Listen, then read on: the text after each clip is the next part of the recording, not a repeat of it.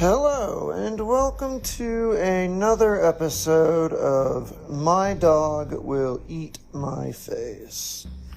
In all honesty, I was actually not going to do a podcast until after the holidays, just to kind of take a break for myself and not really do anything other than just chill and be with my dog and people I care about. So, that was my original goal. Now, truly, I've done all that. I have been with my dog and people I care about. So I haven't foregone those decisions by any means. But I am going to go out on a limb here and create a podcast after all. The catalyst, so to say, of this podcast is frankly a great deal of frustration that I often feel with the Christmas holiday. Not so much New Year's. New Year's is just kind of an excuse for people to get drunk, I think. And, I've always lived my life under the edict that I don't need an excuse to get drunk. So, that's just sort of been a benign day, a benign holiday in my mind.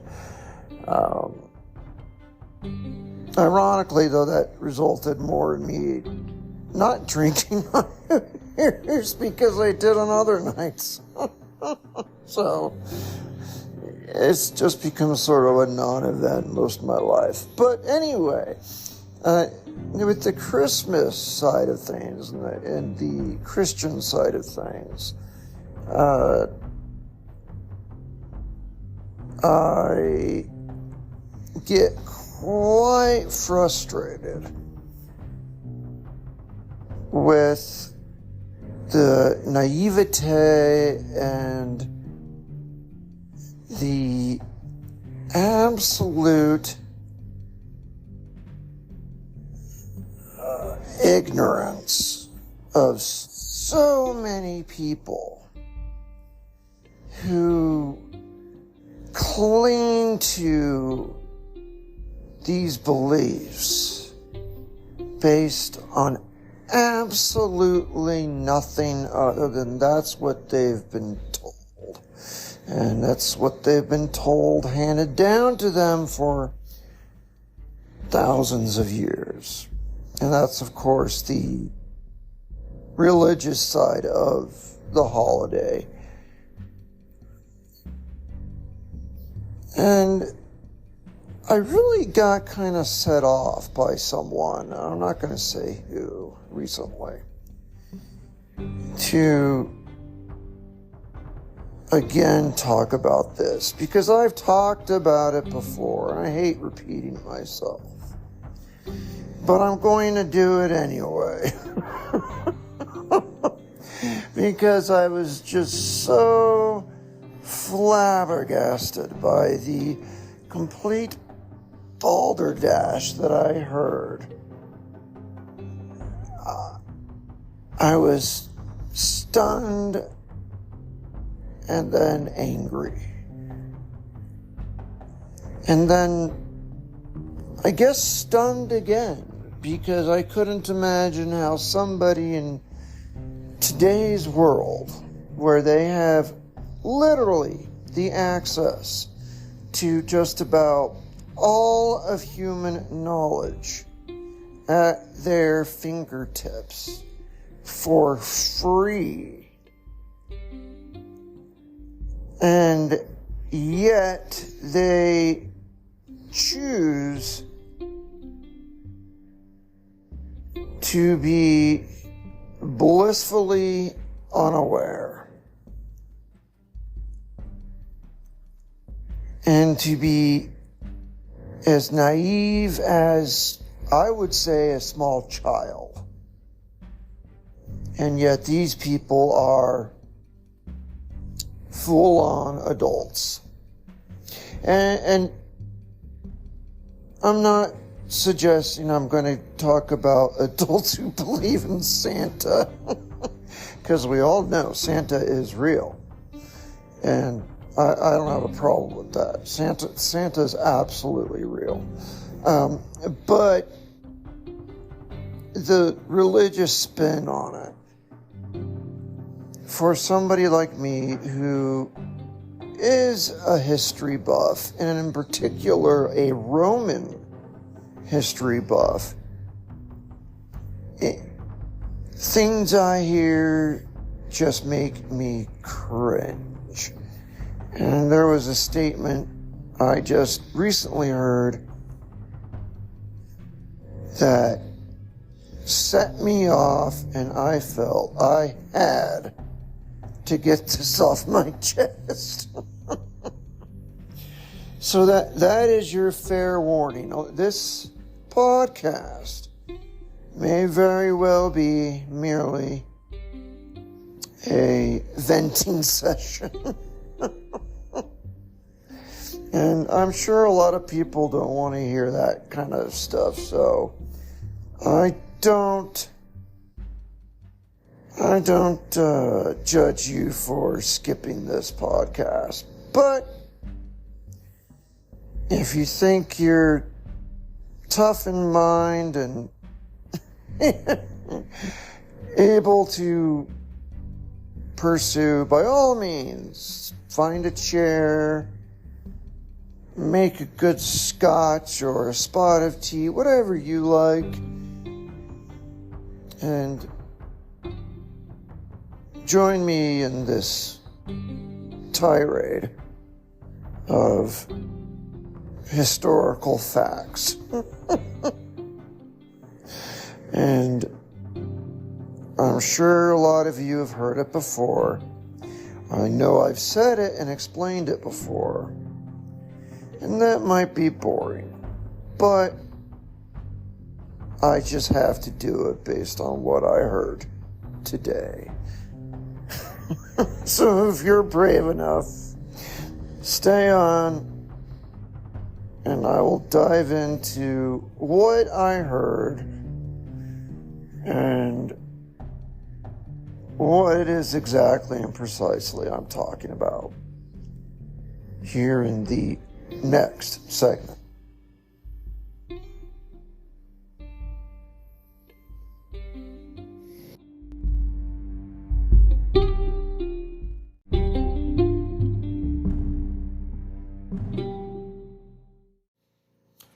All right, so let's dive into things right away. I am a Band-Aid right off sort of guy, so I'm just going to get into it immediately now. I think most of my listeners know this, but maybe not all, especially if you're somewhat new. I am not religious. I'm actually an atheist. And I really never wanted that to be any sort of focus of my podcasts, because to me, it's an argument that's been had and made and has been had and done every which way by so many different authorities, far smarter than me on both sides of the equation, to be perfectly honest. And I feel it's been done. The argument's been had, and I think that it squarely defeated the theistic model, that is, the religious model of people's thinking.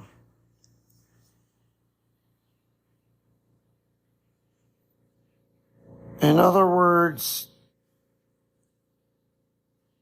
there is truly still no proof whatsoever that a God exists, in my opinion and in a lot of other people's opinions. One of my favorite comedians, Eddie Izzard actually, who is also an atheist, summarized the proof that there is no God in 3 little words. He said on stage when I was watching him, I've seen him live a number of times in various cities. I think this was in Madison Square Garden when he appeared there, but I could be wrong. Anyway, he said he could disprove the existence of God with 3 little words. And of course, the whole audience hushed up in bated silence to hear him expose and share these 3 daunting words that will prove there is no God. And then what he proceeded to say was World War II. That's his proof that there is no God. Now, of course, he's a comedian. And it's meant to be funny. And it's also meant to be, though, a serious attack on the belief that God exists, and that if there were a God, he would not have dared to have allowed the horrors that we all saw in humanity across the globe in World War II to occur. And this touches a little bit on Epicurean thought. And I consider myself Epicurean in that regard only. I'm certainly not a hedonist, as that phrase has, or that word has come to mean. But anyway, I'm more within the Epicurean camp, where he said something along the lines of, if there is a God, but he is unable to make change, then he's impotent. And if there is a God, and he is able to make change, but chooses not to, then he is malevolent. And in either case, why would you call him God if either of those were true? And that was from a Greek philosopher well before Christianity even came along. And I consider myself in that camp. If there was a God, he's either impotent or just completely malevolent. And therefore, in my opinion, He's not a God. It's not a God, whatever you want to call it. So, that's where I stand on that debate.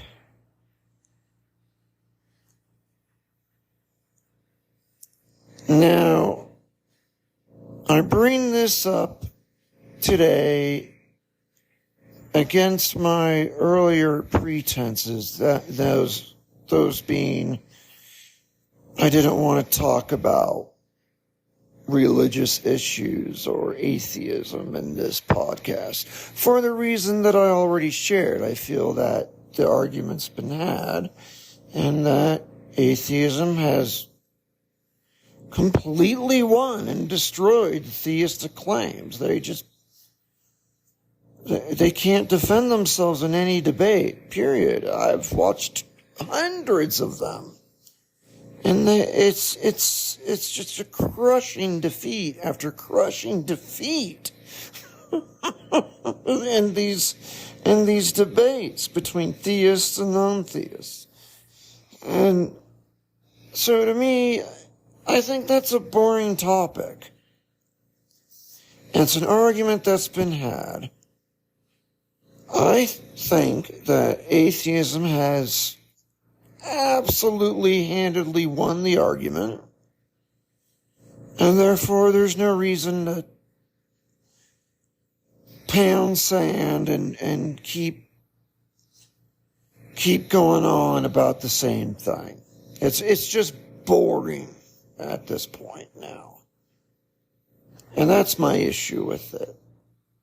To me, it's just an argument that's been beaten to death, and the theistic arguments have been eviscerated numerous times, and there's really nowhere else to go with that. I mean, that's my belief. So I should correct myself there. That's what I think. I don't believe that. I think beliefs are very dangerous. Whereas thoughts are not. And I'll touch on that a little bit more later. Anyway. So, I am going against that original pretense today because I heard probably the most naive and childish comment from a grown adult just today, to where I almost fell out of my chair and most certainly threw up a little bit in my mouth in shock. And what I heard, I might be paraphrasing this a little bit, because my memory is not infallible. I know, shocking, right? But it was something on the lines of, for some reason only known to God, He chose Christmas Day 2,000 plus years ago to begin His very short visit with us to gift us with His message.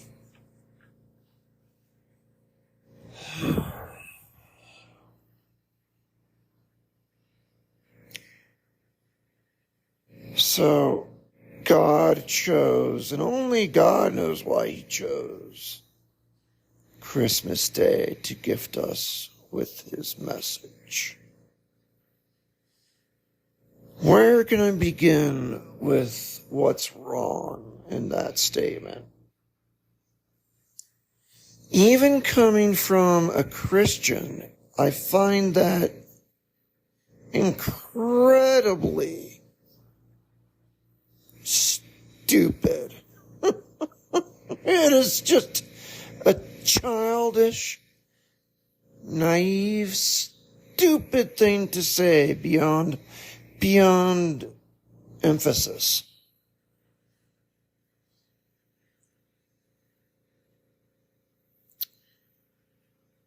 And that's because we know where Christmas Day came from.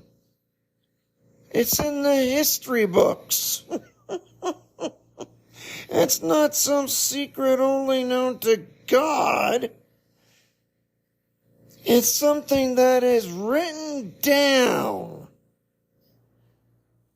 that has been preserved in the centuries, since the 4th century, and has been a part of the historical text ever since. It is not mysterious, and it most certainly not chosen by God. And I would think a true Christian would even find that phrase appalling and horrific.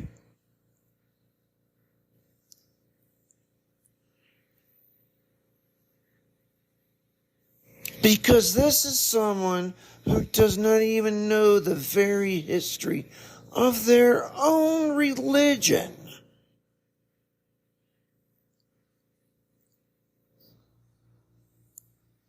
And how it came to be during the Roman Empire, how it became the dominant religion,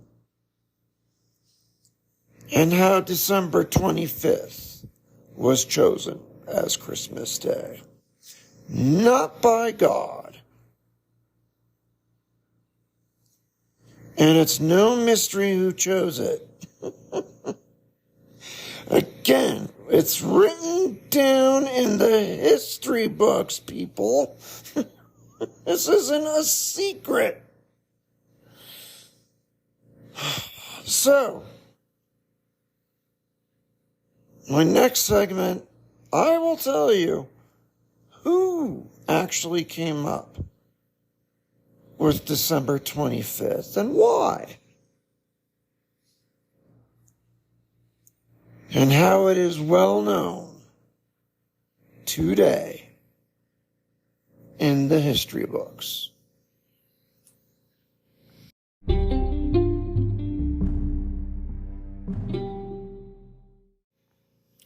So, without further ado,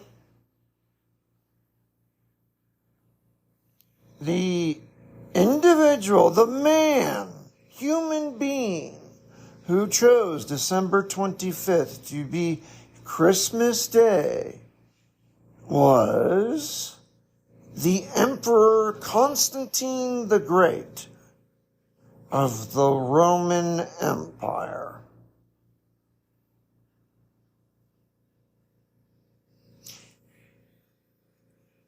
He chose December 25th, in fact,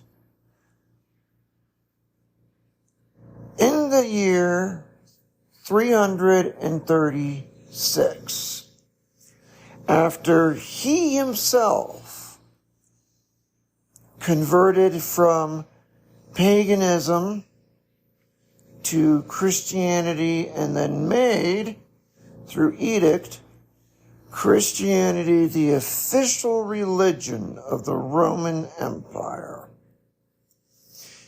Now, of course, it took hundreds of years for people to buy into what for so long was an underground, shunned cult. And people are really slow to change their ways and their beliefs. So even though he did make it the official religion of Rome, he had a long road ahead of him to make it actually mean anything. But he did lay the groundwork He helped to produce, I think it was to the Council of Nicaea, I think that was also in the 4th century, the first Bible,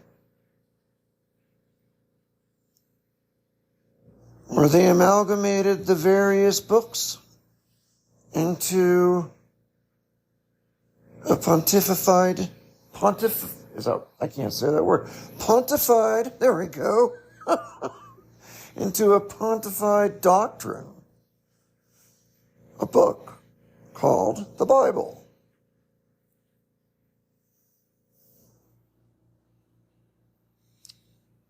So, it was not God, and it was not a decision only known to God.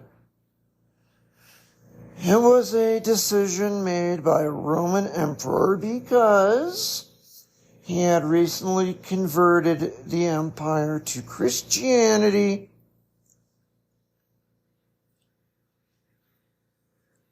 and was basically taking the old pagan traditions and turning them into new Christian holidays.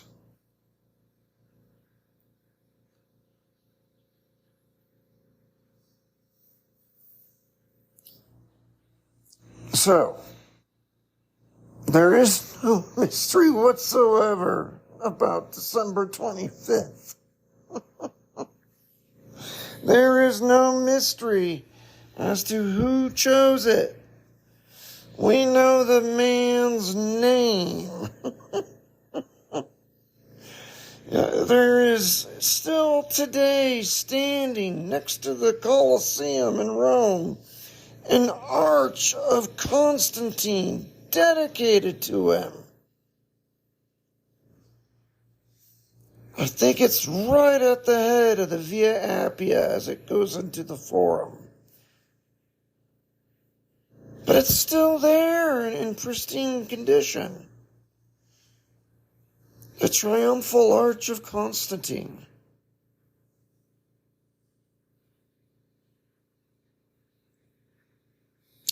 And he would then move the capital of the Roman Empire to Byzantium and name it after himself, the modest bloke that he was, to Constantinople. And his movement to Christianity, for the most part, was a step in making a dramatic power grab in the empire by dismantling the ancient Roman traditions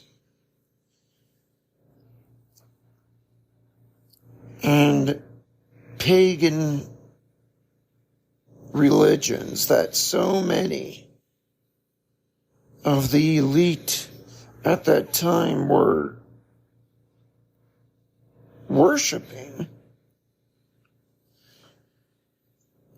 He made that all persona non grata, so to speak, thereby giving him more centralized power, and even went so far as to move the Roman capital from the city of Rome, which is what the name of the Roman Empire is based on, where it all originated from, to a little formerly Greek town near the Bosphorus, and renamed it from Byzantium to Constantinople.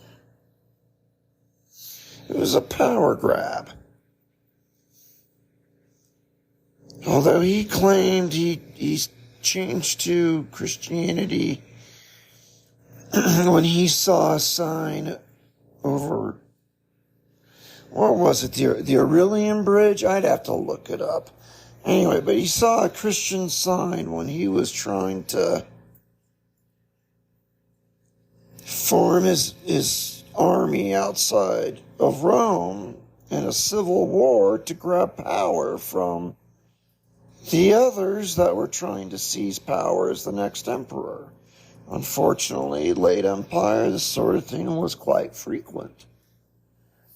And he claimed that when he prayed to the gods for victory, he saw a Christian symbol in the sky. And he promised that he would convert himself and the empire to Christianity if he prevailed. He prevailed. And he was good on his word. Probably the only good attribute of him. At least he was honest. So, that's where that all came from. And why December 25th? Do you really think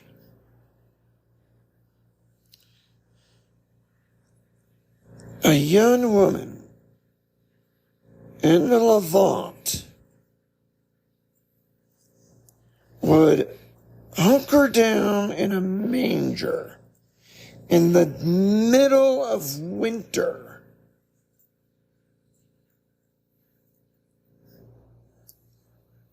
to give birth to a child?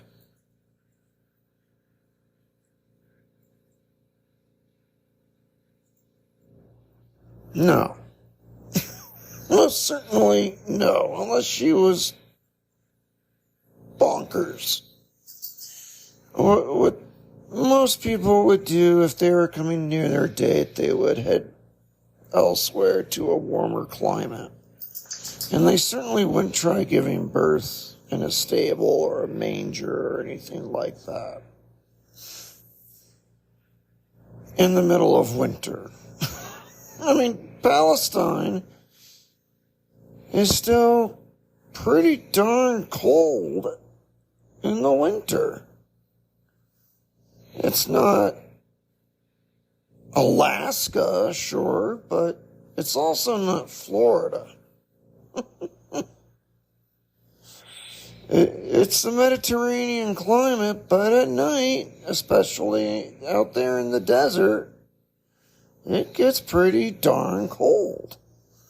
So, if a woman were to give birth, she'd more than likely head to Egypt or someplace else warmer so as to help to ensure their baby survives. It's just a simple case of caretaking for the newborn, like women would do that. Anyway, and if that's not enough, the Christmas holiday itself was in its entirety, in all its symbolism, just copied over from existing popular Roman traditions, pagan traditions that were merely renamed to be Christian.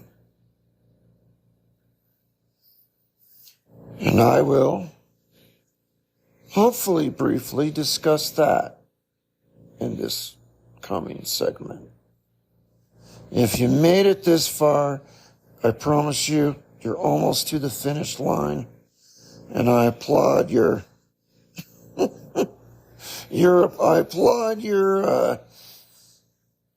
constitution to deal with my rant.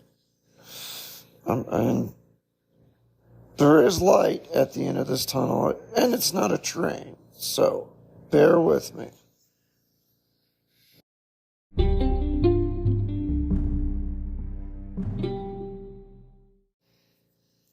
All right, so I'm sure many of my listeners, at least in the English-speaking world, have heard the old Christmas song where it goes along like, on the seventh day of Christmas, my true love gave to me. And, well, first of all, I apologize for singing there. You had to hear that. I am awful at singing. So, first of all, I apologize. Secondly, there was some allusion here and there throughout history to there being 7 days of Christmas. And you might wonder, why is that when it's just been December 25th? As established in the 4th century by Constantine. Well, during that time period, December 17th until the 24th, was the Roman festival of Saturnalia. And it was by far the most popular festival in the Roman world.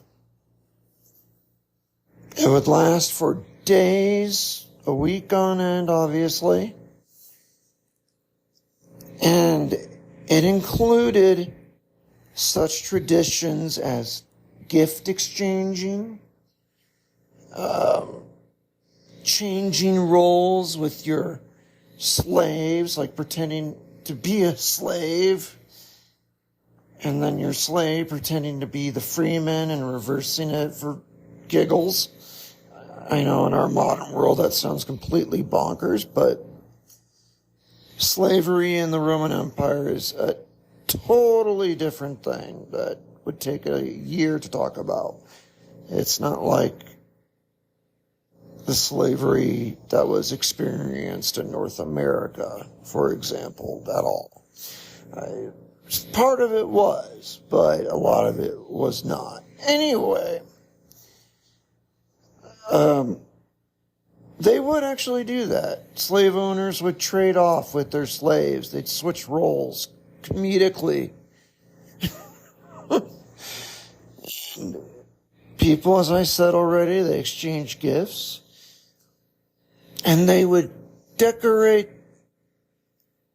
the temples of Saturn, to whom the festival is dedicated, with garlands of green and red. You know, they'd often have green leaves or olive leaves twining down the columns, and they'd also throw in red banners because those two colors were the symbols of the god Saturn. And there were also, for a brief period, there was legalized gambling. Throughout most of the empire, gambling was actually illegal. Didn't mean it didn't happen. You could find almost any bar anywhere, and they're playing dice, and the dice was the game of choice. But during the Saturnalia, dice games were no longer illegal, so there was gambling, there was a lot of drinking, there were games, of course, and all the venues and all the theaters, and gift giving and merriment and eating and decorating things with green and red, and even planting evergreen trees in your home as a symbol of everlasting renewed life. Because the winter solstice is in the middle of it, shortest day of the year, December 21st, and you move away from the shortening days now to the days slowly beginning to get longer again. So you have that as a symbol of everlasting life that you would decorate in your home. Because in the harshest winter, the evergreen is aptly named. It's always green. And so the Saturnalia was really the foundation that we see today of what happens during the Christmas season. And when Constantine was in power, again, he declared Christianity the official religion, but the empire consisted of, at this time, of approximately, I want to say, like 120, 150 million people. It spread from the edges of Scotland to the Sudan in Africa, from Mesopotamia to Morocco. I mean, it was huge. Huge. God, now I sound like Donald Trump. Huge. Anyway, we'll ignore that. I'll cut that out in the edit. Don't worry.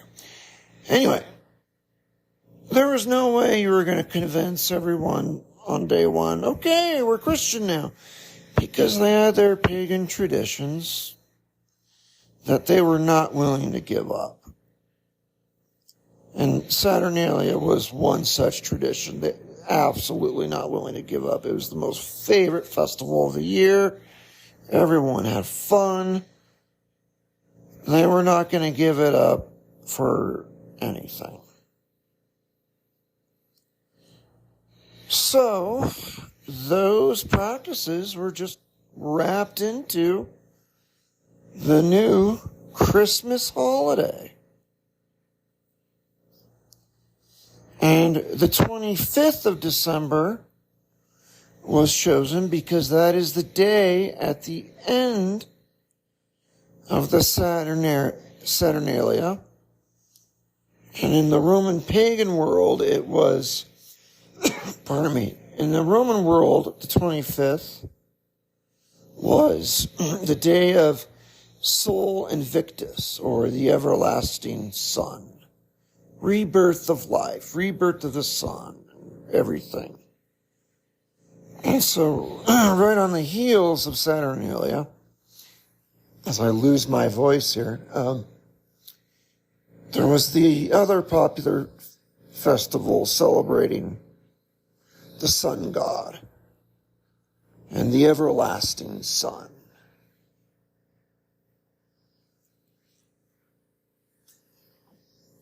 So,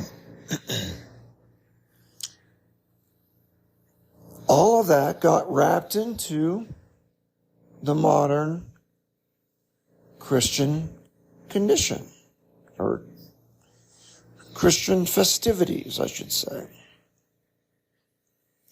They were just simply renamed.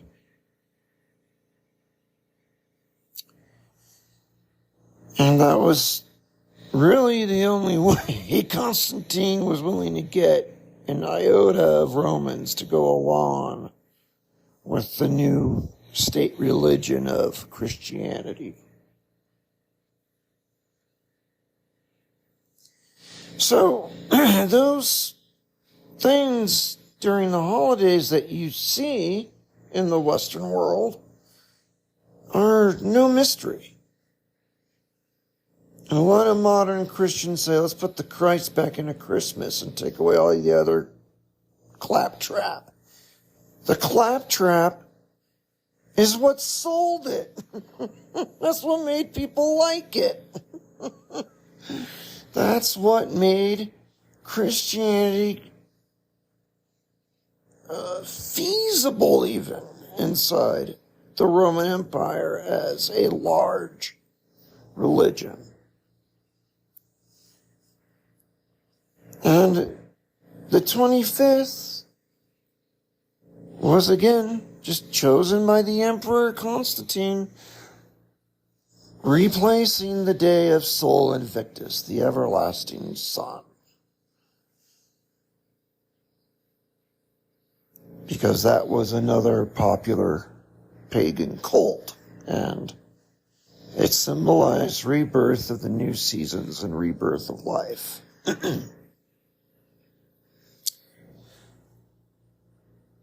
So, there you go.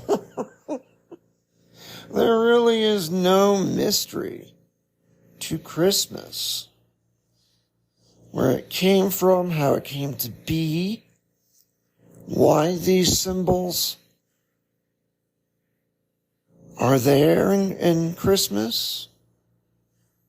Again, green and red are the two colors of the god Saturn. And this is all documented. That's why this really ticked me off. The phrase for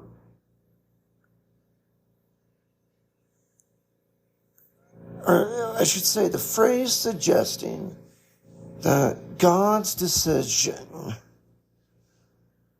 for only reasons known to him,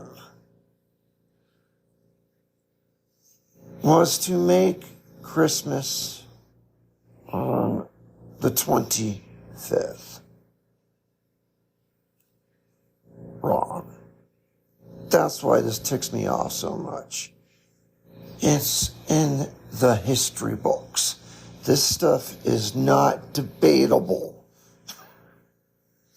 The pontiff will even acknowledge this. The Holy See, the Pope, will acknowledge these origins. They know where this stuff came from. They know where their power came from. They know why they're the church in Rome.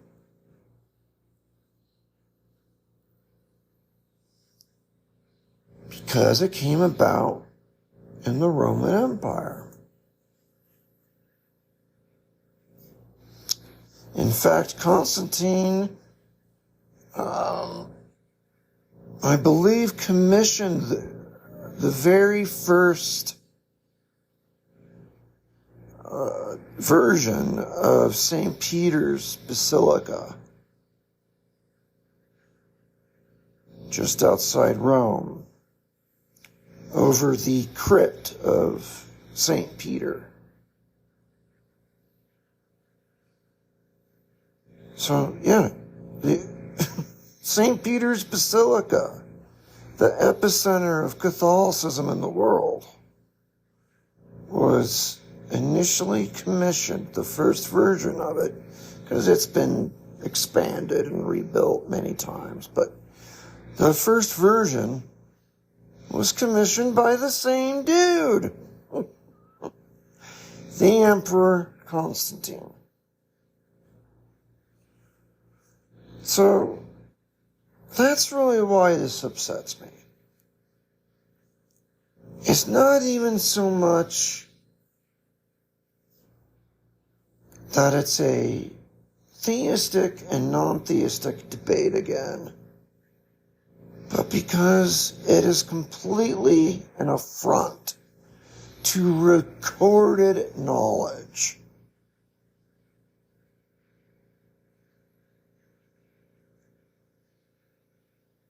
You would have to take major steps to delude yourself into believing this bogus information that was shared with me earlier today. Again, at a time when this information is available to everyone at their fingertips. Even if you don't have internet, go to the library. They have internet.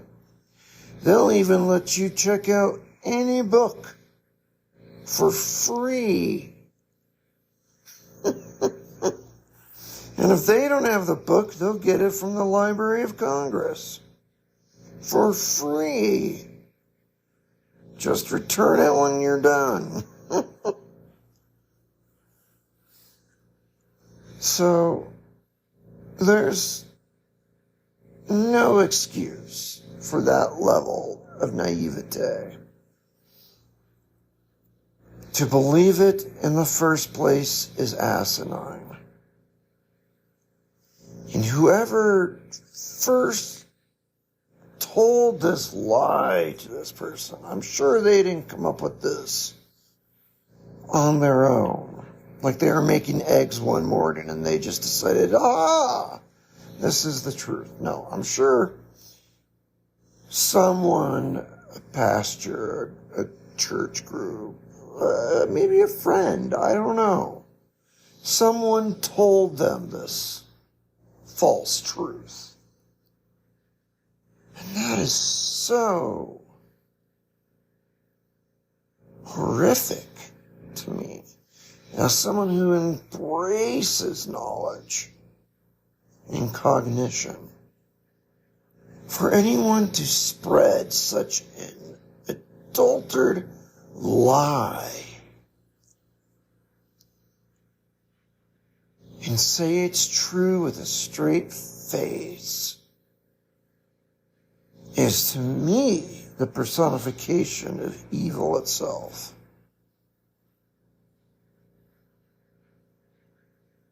Because I think if knowledge and the light it brings upon the world and ourselves and the universe is good, then the darkness and the stifling reduction of ignorance must absolutely be the evil of this world.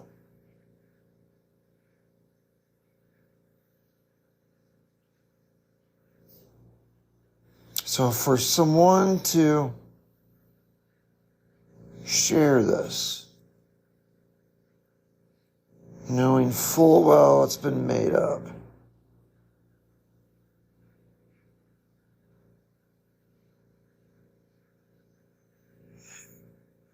or, maybe even not knowing it's been made up. It's appalling to me.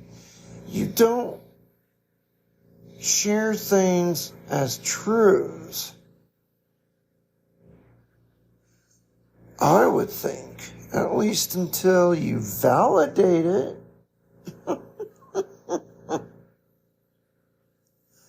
I mean, if not, you've got to be the victim of practical pranks all the time and scammers all the time, emailing you spam and phishing and other things to fall for that. I mean, I'm just flabbergasted, as I first said, at the level of naivete and ignorance it would take to say and to believe this complete balderdash.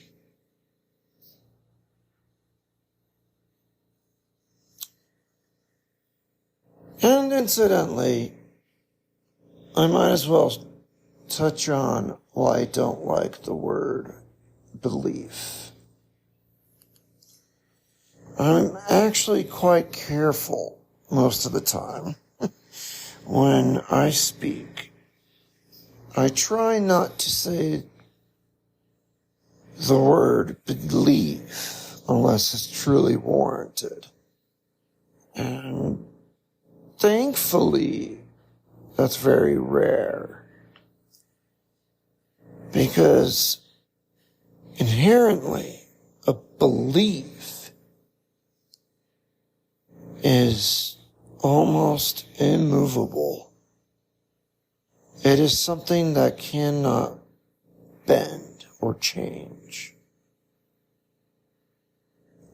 And it could be based on absolutely nothing. But still, a strong belief.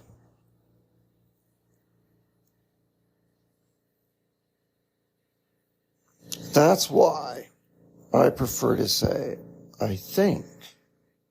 I don't believe this. I think this. Because that illustrates that I'm using cognition and my logical senses in my inner self to come to that conclusion.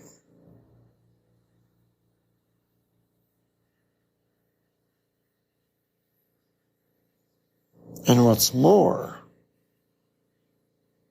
while a belief is almost immovable, pretty much anything you think can be changed.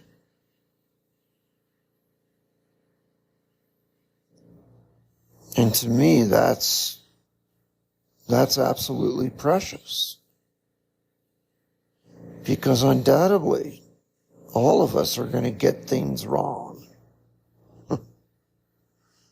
Many times in our lives, we will get things wrong. And I hope I would have the fortitude to see the error of my ways and adjust my thinking accordingly.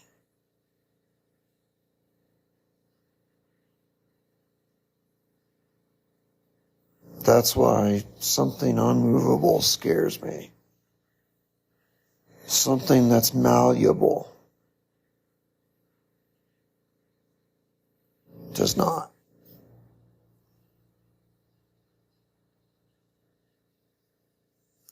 So, there you have it. I could probably carry on about this for another hour and a half. But I promised myself to take some time off during the holidays. So I'm not going to keep rambling. I've polluted your auditory senses enough. If you're still listening, you deserve a medal. 2 medals. Let's make it 2. Bravery and probably a Purple Heart. Probably have an eardrum that's bursting. But thanks for hanging in there with me. That's all I can say.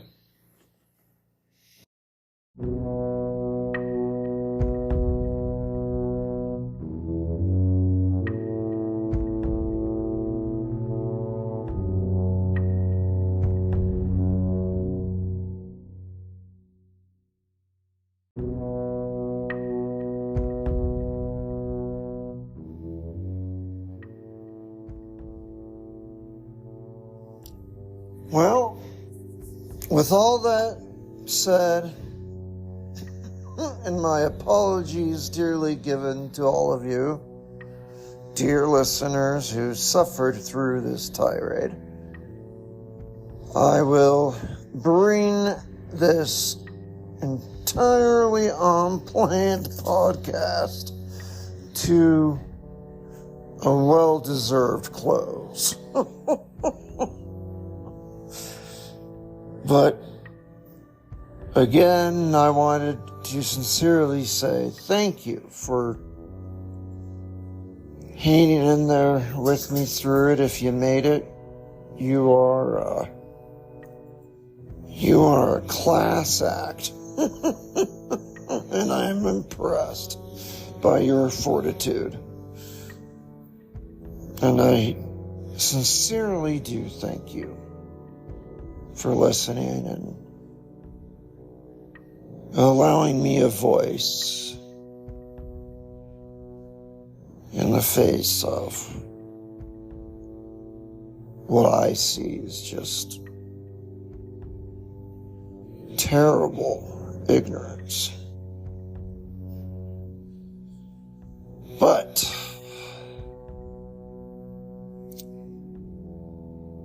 I'm sure this won't change anything. I honestly even doubt this would change anything in anyone's minds. Again, because they have beliefs. Those are unmovable. See? At least I'm honest. So,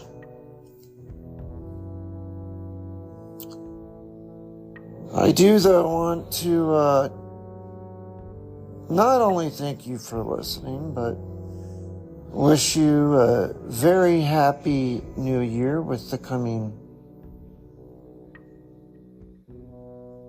January right around the corner. Incidentally, January is another month that, of course, can be credited to the Romans and the Roman pantheon. In fact, it was named after the god, or I think it's the goddess actually, Janus, who had two faces, one forward and one backwards. So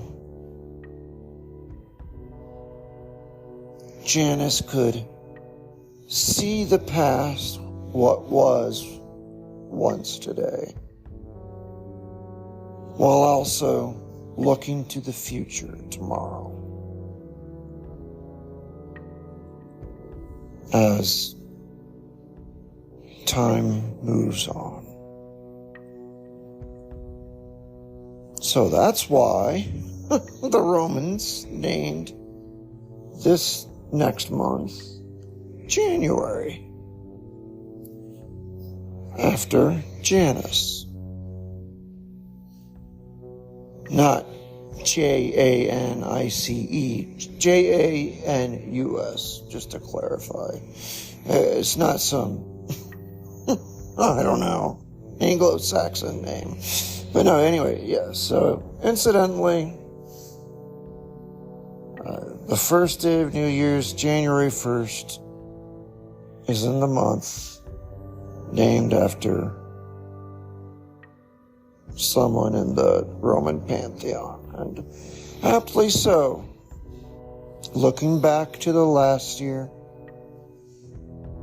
learning from our mistakes, looking forward to the new year to make betterment of ourselves and others.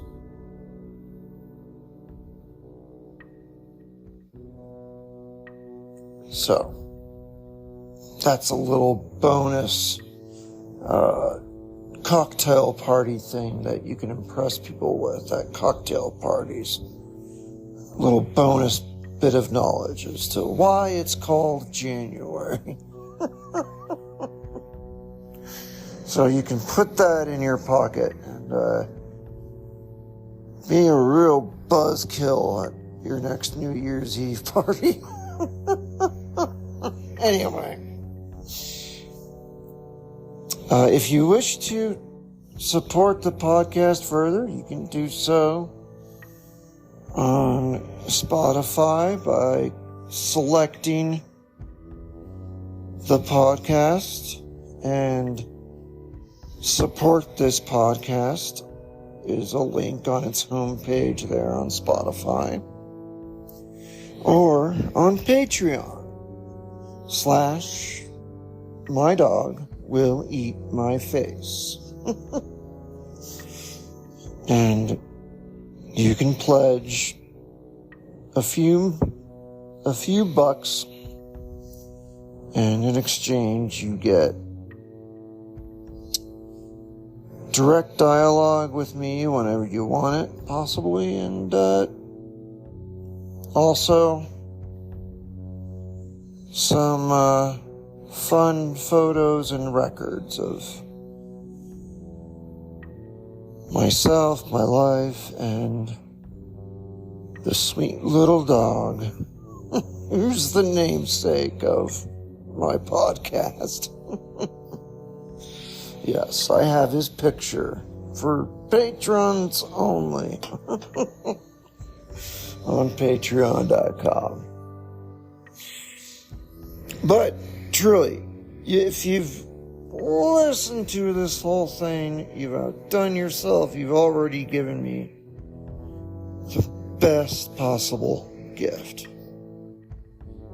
And thank you for sharing this rant with me. And I'm so happy I could share it with you. But with all that being said,